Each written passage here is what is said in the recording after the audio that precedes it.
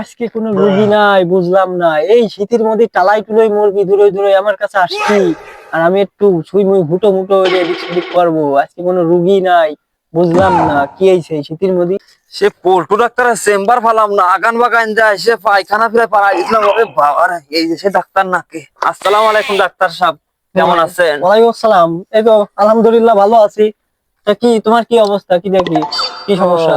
দেখেন তো আমার চোখের গোড়ায় কালা হয়ে যাচ্ছে। আচ্ছা ভাই, তা আপনার সমস্যাটা কি বলেন শুনি। আরে ভাই, ঘুম টম হয় না, তো দেখেন তো আমার একটু ভালো করে।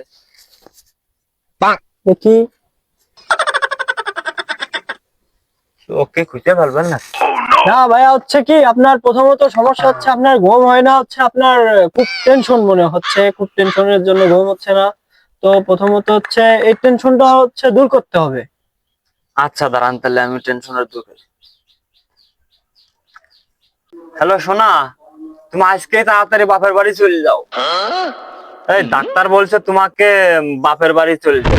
ভাই আপনারে বললাম টেনশন দূর করতে, আর আপনি বাড়ি বউরে ফোন দিয়ে করছেন যে আজকে বাপের বাড়ি চলে যাচ্ছি, বুঝলাম না ভাইয়া।